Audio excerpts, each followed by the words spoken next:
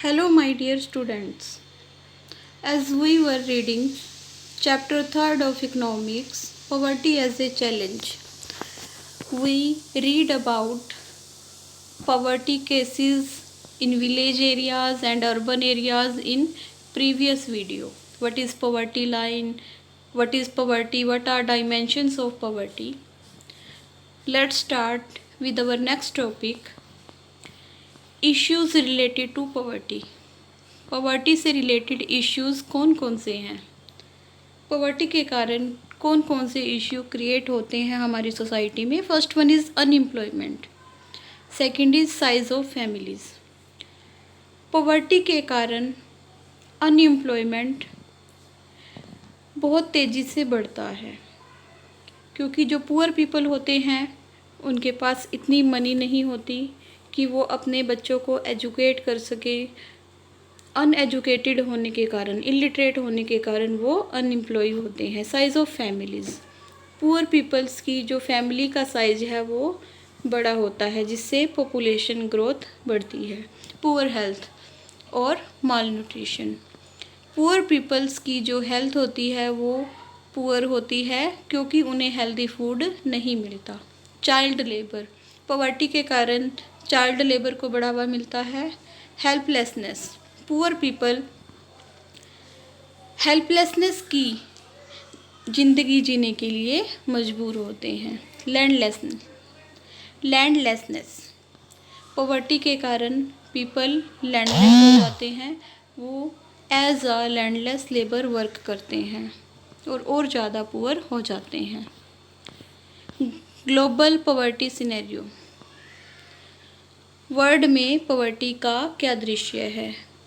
The proportion of poor people in developing countries living in extreme economic poverty, defined by the World Bank as living on less than 81.25 per day, has fallen from 43% in 1990 to 22% in 2008। World में जो developing countries हैं वो अभी भी बहुत poor हैं। World bank के अनुसार जो पॉवर्टी के अंडर रहने वाले पीपल का जो रेशो है वो कम हुआ है। पुअर पीपल वो हैं जिन्हें पर डे 81.25 रुपीज़ भी नहीं मिलते।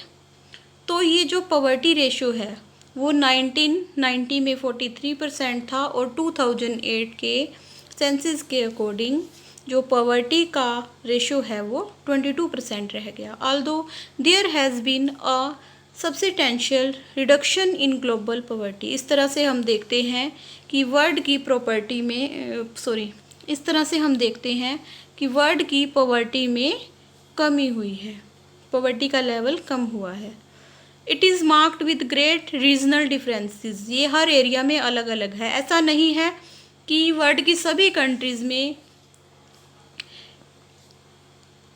इक्वल रेट से पॉवर्टी कम हुई है। कुछ कंट्रीज़ में ये ज़्यादा तेज़ी से कम हुई है पॉवर्टी, और कुछ कंट्रीज़ में ये कम तेज़ी से कम हुई है।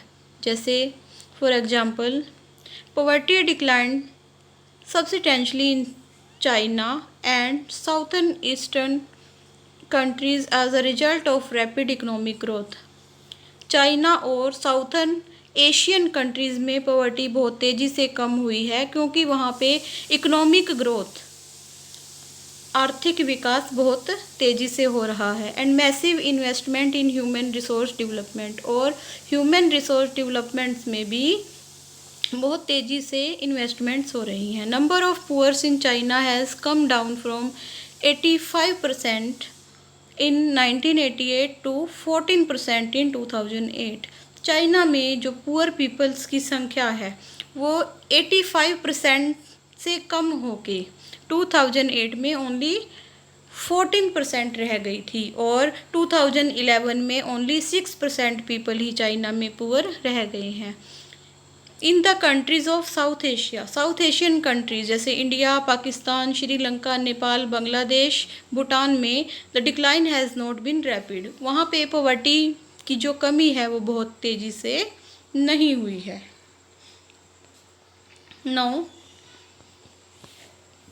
कॉजेज ऑफ पॉवर्टी, पॉवर्टी के क्या कारण हैं? What are the main causes of poverty? First one is over population. One of the main causes of poverty in our country is the continuous population growth. पॉवर्टी का main कारण हमारी country में continuous population growth है। Population बहुत तेज़ी से लगातार बढ़ रही है। Illiteracy, illiteracy is also another important cause of poverty in our country. Illiteracy भी हमारी कंट्री में पॉवर्टी का इम्पोर्टेंट कारण है। Unemployment, person wants to do work but not getting work according to their capabilities and qualification. एक person काम करना चाहता है परंतु उसे अपनी कैपेबिलिटी और क्वालिफिकेशन के अकॉर्डिंग वर्क नहीं मिलता, तो वो अनएम्प्लॉय है। Due to this day by day their condition become worst. इस कारण से दिन प्रतिदिन उनकी जो हालात हैं वो ख़राब होते जाते हैं। स्मॉल लैंड होल्डिंग्स, पीपल्स के पास छोटे छोटे खेत होते हैं, लैंड होल्डिंग्स होती हैं, इसलिए उनकी इनकम भी कम होती है। Due to small land holdings their income also reduces because of less production in the fields. क्योंकि छोटे छोटे फील्ड्स में एग्रीकल्चरल प्रोडक्शन कम होता है, इसी कारण से जो पुअर फार्मर होते हैं जिनके पास स्मॉल लैंड होल्डिंग होती हैं वो और ज़्यादा पुअर होते जाते हैं। इनइक्वालिटीज़ इन इनकम, आय में असमानता। Money has become concentrating in fewer hands, thus rendering a majority of the people is poor. जो पैसे का बंटवारा है, मनी है, वो कुछ ही लोगों के हाथों में बटी हुई है, जो बाकी बचे हुए मेजॉरिटी पीपल हैं वो पुअर हैं। Lack of employment opportunities in secondary and tertiary sector, there are not more options of work in secondary and tertiary sectors. Secondary और टर्शरी सेक्टर्स में जॉब अपॉर्चुनिटीज़ नहीं हैं, वर्क करने के ऑप्शंस नहीं हैं। That's why most of the people still engaged in agriculture. इसी कारण से जो ज़्यादातर लोग हैं प्राइमरी एक्टिविटीज़ में मीन से एग्रीकल्चर में बिजी हैं, एग्रीकल्चरल एक्टिविटीज़ में लगे हुए हैं। इनके अलावा पॉवर्टी के कुछ और कारण भी होते हैं, जैसे lack of education, natural disaster, lack of money, no opportunity provided to them, overpopulation. Poverty is also caused by drugs and alcohol, as some people spend all their money on addiction like this. Poverty drugs और alcohol के कारण भी बढ़ती है। जो लोग नशे करते हैं, ड्रग्स और अल्कोहल का यूज़ करते हैं, तो वो अपना ज़्यादातर पैसा इन्हीं आदतों के ऊपर खर्च कर देते हैं, जिस कारण से वो और ज़्यादा गरीब हो जाते हैं। इफ़ेक्ट्स ऑफ पॉवर्टी, पॉवर्टी के क्या इफ़ेक्ट्स होते हैं? हाई मोर्टेलिटी रेट, पॉवर्टी के कारण जो कंट्री का मोर्टेलिटी रेट, मृत्यु दर बढ़ जाता है। Increased health risk and perceptions of epidemics such as HIV, AIDS and malaria. Health risk बढ़ जाता है और महामारियां फैलने का खतरा रहता है, जिस तरह से HIV, एड्स और मलेरिया ये बीमारियां पॉवर्टी के कारण बढ़ रही हैं। Hampers childrens ability to grow and develop properly and contributes to a cycle of poverty. Childrens की एबिलिटी को ग्रो होने से पॉवर्टी रोकती है, मतलब गरीबी एक चिल्ड्रन की एबिलिटी की डेवलपमेंट में बाधा बनती है, जिस कारण से वो अच्छे तरीके से डेवलप नहीं हो पाते और ये जो पॉवर्टी का साइकिल है वो कंटिन्यू बढ़ता जाता है। वो इस पॉवर्टी को ख़त्म करने में, पॉवर्टी के साइकिल को ख़त्म करने में कोई भी कंट्रीब्यूशन नहीं कर पाते। Inhibits education and social advancement, उनको सफिशेंट एजुकेशन, अच्छी क्वालिटी की एजुकेशन नहीं मिल पाती और उन्हें सोसाइटी में भी सोशल बेनिफिट्स नहीं मिल पाते। इंक्रीज्ड आर्म्ड कॉन्फ्लिक्ट, तो इससे लड़ाई झगड़े बढ़ते हैं। पीपल्स जो अनएम्प्लॉय या पुअर पीपल होते हैं वो अदर रॉन्ग एक्टिविटीज़ में इंक्लूड हो जाते हैं। कुछ लोग टेररिस्ट बन जाते हैं, टेररिज्म को बढ़ावा मिलता है। इसके अलावा जो सोशल एविल्स हैं, सामाजिक बुराइयां हैं, वो लोगों में उत्पन्न हो जाती हैं। एंटी पॉवर्टी मेजर्स, इस पॉवर्टी को दूर करने के लिए हमारी गवर्नमेंट के द्वारा कौन कौन से कदम उठाए गए हैं?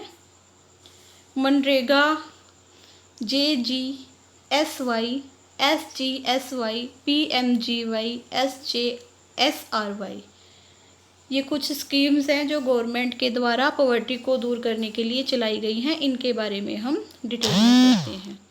Anti poverty measures remove of poverty has been one of the major objectives of Indian development strategy. India की डेवलपमेंट स्ट्रेटजी का मेन पर्पज़ है एंटी पॉवर्टी मेजर्स, पॉवर्टी को दूर करने वाले कदम उठाना या पॉवर्टी को समाज से दूर करना। The current anti poverty strategy of the government is based broadly on 2 plank. जो अब वर्तमान एंटी पॉवर्टी स्ट्रेटजी है वो 2 तत्वों पर बेस्ड है। First is promotion of economic growth, second is targeted anti poverty programmes. सबसे पहले वो इकोनॉमिक ग्रोथ को बढ़ाना चाहते हैं, प्रमोट करना चाहते हैं। Second one is anti poverty programmes को लागू करना। This has a direct bearing on poverty as a large number of poor people live in villages and are dependent on agriculture.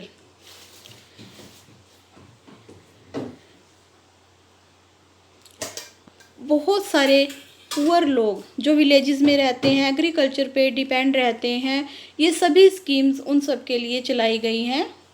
In these circumstances there is a clear need for targeted anti poverty programs। इस तरह की situation में anti poverty programmes चलाने की आवश्यकता होती है। although there are so many schemes which are formulated to affect poverty directly or indirectly, some of them are worth mentioned।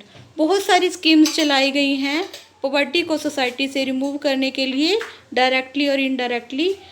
उनमें से कुछ का वर्णन इस प्रकार है। First one is NREGA, national rural employment guarantee act. It was passed in 2005, September 2005। The act provide 100 days assured employment every year to every rural household in 200 districts।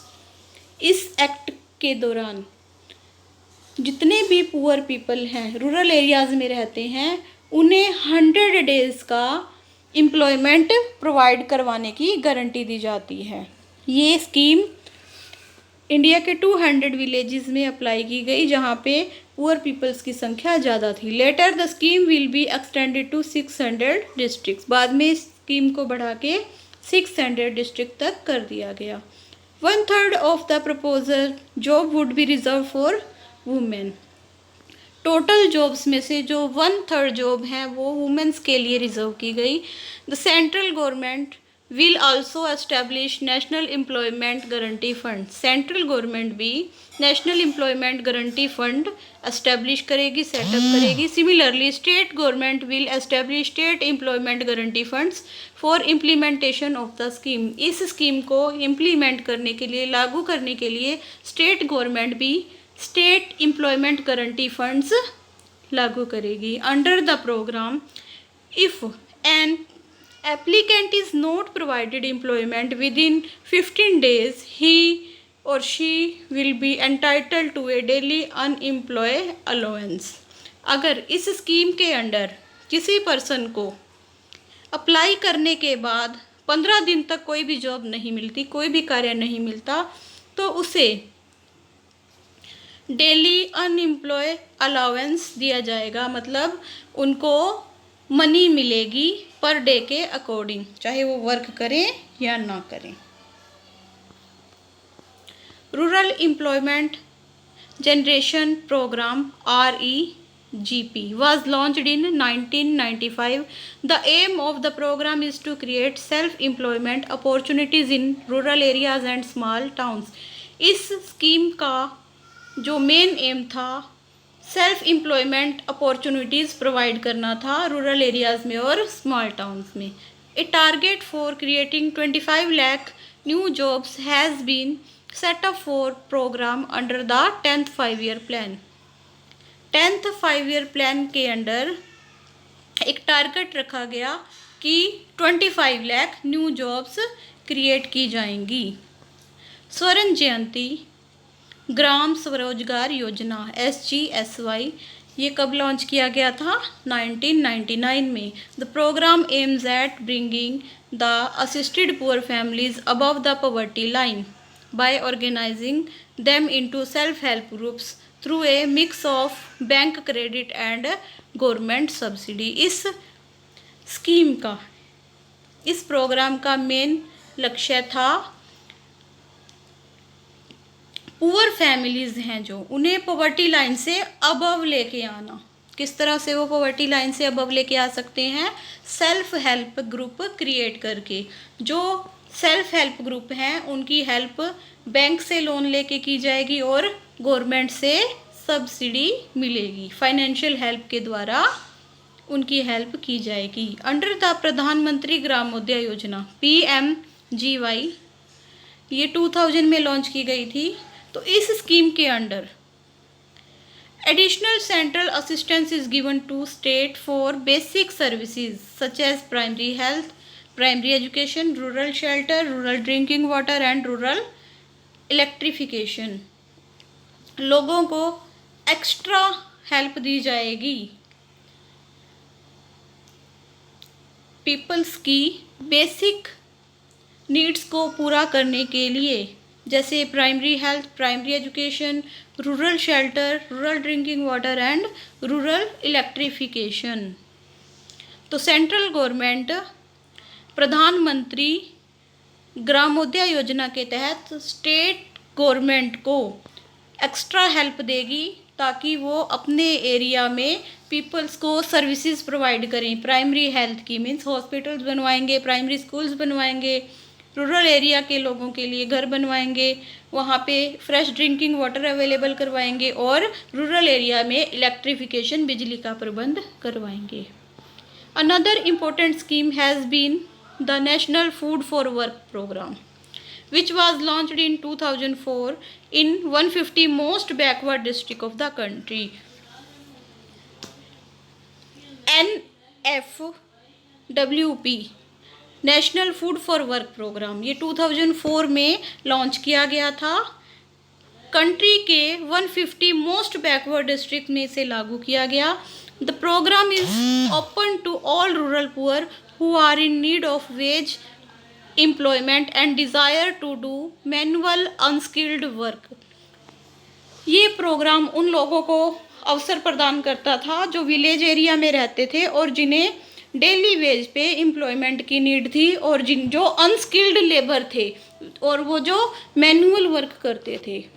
It is implemented as 100% centrally sponsored scheme and food grains are provided free of cost to the states। ये 100% scheme central government के द्वारा चलाई गई थी जिसके under poor peoples को food grains provide करवाए जाते थे स्टेट गवर्नमेंट के through. Once the NREGA is in force the NFWP will be subsumed within this programme.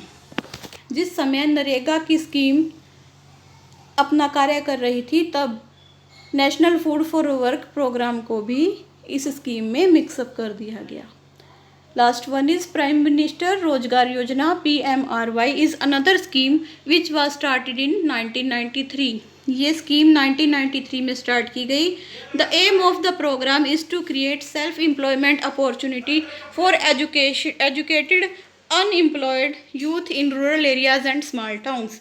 इस स्कीम का एम था लोगों के लिए सेल्फ एम्प्लॉयमेंट अपॉर्चुनिटीज़ क्रिएट करना जो एजुकेटेड अनएम्प्लॉयड हैं, रूरल एरियाज या स्मॉल टाउन्स में रहते हैं।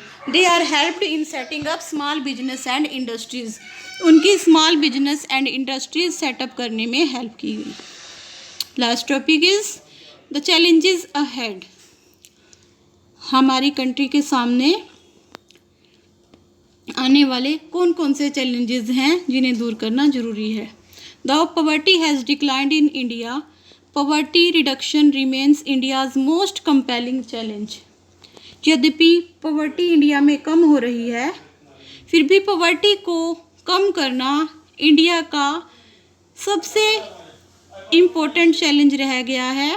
We will have to do something special to fight against wide regional disparities. हमें कुछ स्पेशल करने की आवश्यकता है ताकि हम रीजनल डिस्पैरिटीज़ को ख़त्म कर सकें। रीजनल मतलब हर स्टेट में जो विभिन्नता है उसे ख़त्म कर सके। We must broaden the definition of poverty from a minimum subsistence level of living to a reasonable level of living। हमें पॉवर्टी की डेफिनेशन को चेंज करना होगा। हम पॉवर्टी को मिनिमम सब्सिस्टेंस लेवल पे काउंट करते हैं, जबकि हमें पॉवर्टी को रीजनेबल लेवल ऑफ लिविंग से काउंट करना चाहिए। बिगर चैलेंजेस बिफोर अस आर, हमारे लिए जो बड़े चैलेंज हैं वो कौन कौन से हैं। Providing health care, education and job security for all, the achieving gender equality. हमारी कंट्री को सभी लोगों को हेल्थ केयर, एजुकेशन और जॉब सिक्योरिटी प्रोवाइड करनी चाहिए ताकि हमारी कंट्री में जेंडर इक्वलिटी को प्राप्त किया जा सके। Thank you. This was your third chapter of economics.